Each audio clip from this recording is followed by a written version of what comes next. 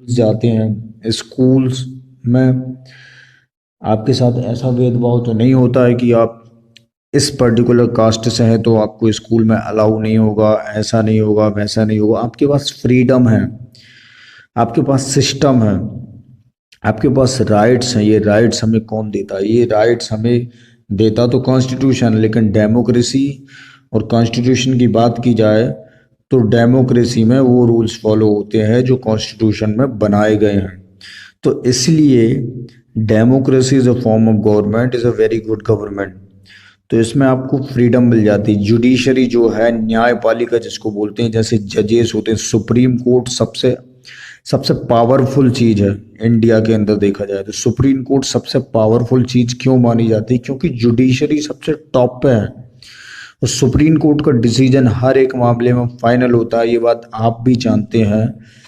तो इसलिए हमें समझना होगा कि डेमोक्रेसी के द्वारा एक फॉर्म ऑफ गवर्नमेंट बनती है, उससे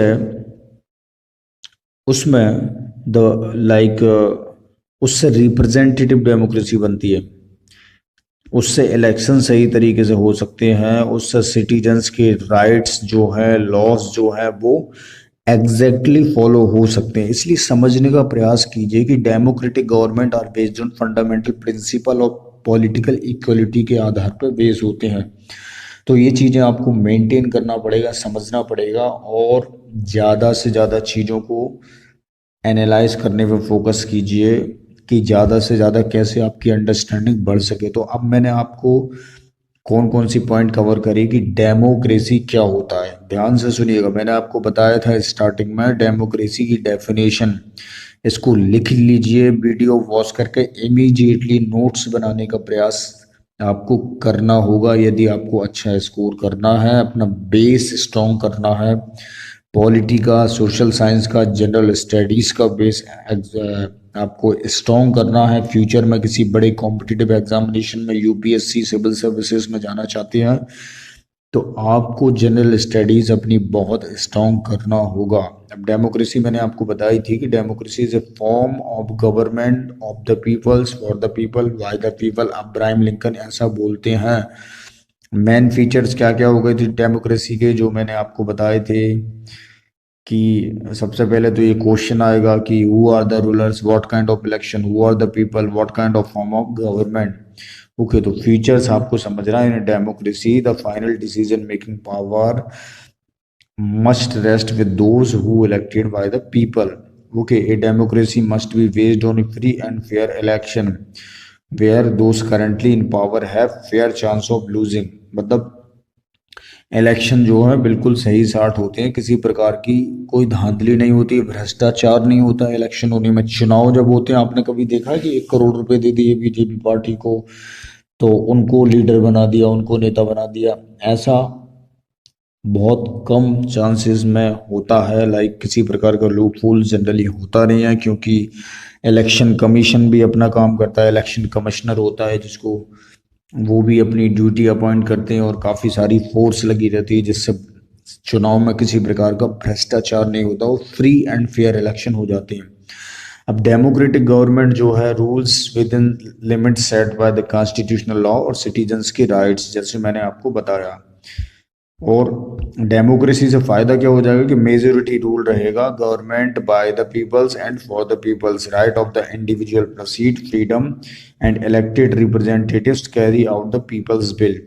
और जो लोग चुनाव में चुने जाएंगे, ध्यान से सुनिएगा, जो लोग चुनाव में चुने जाएंगे वो जनता के हित का काम ही तो करेंगे। जैसे आपने प्रधानमंत्री को, आज भारत के प्रधानमंत्री हैं तो प्रधानमंत्री भारत के प्रधानमंत्री है तो जनता के द्वारा ही तो प्रतिनिधि बनाए गए हैं ना।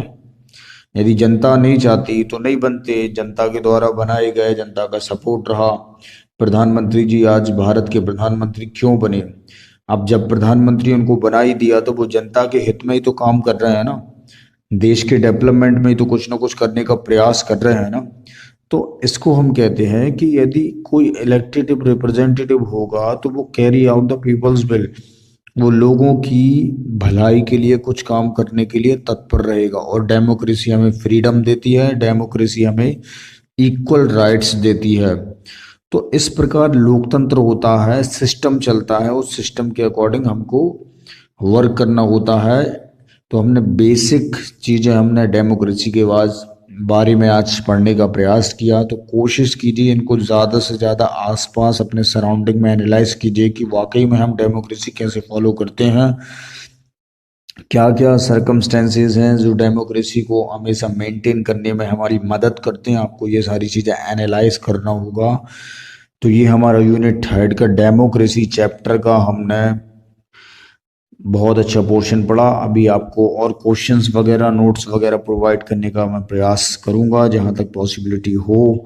तो कोशिश कीजिएगा इन चीज़ों को ज़्यादा से ज़्यादा एनालाइज कीजिए जिससे आपका बेस स्ट्रांग हो सके और आप एक्चुअल में गवर्नमेंट के सिस्टम को समझ सकें कि गवर्नमेंट का सिस्टम जानना कितना ज़रूरी है। आपको सारी लॉज पता होंगे, कॉन्स्टिट्यूशन पता होगा, तो आपको आपके अधिकार से, आपके राइट्स से कोई वंचित नहीं कर सकता है। इसलिए try to understand the fact what you are going to learn. So I already taught you what is democracy and what is the broader meaning of democracy and what are the features of democracy. This you need to understand, guys, because most of the time you need to like analyze the things surrounding you which is going on under the system. Okay, so try to understand the fact and most of the time try to revise again and again whatever you read. Okay, so this is overall chapter about democracy. Then we will discuss the more things maybe in next video, or maybe like something if there will be possibility we may try to discuss about the question answer session. Okay, so this is the most important things which you need to understand, guys. Democracy, what is the democracy, what are the features of democracy, why there is democracy, what is the need of democracy, and why we are following democracy. This all things you need to clarify. So very thank you so much मुझसे हमसे जुड़े रहने के लिए आप सभी का बहुत बहुत धन्यवाद। इस वीडियोस को पूरा देखने के लिए बहुत बहुत धन्यवाद। Thank you so much guys.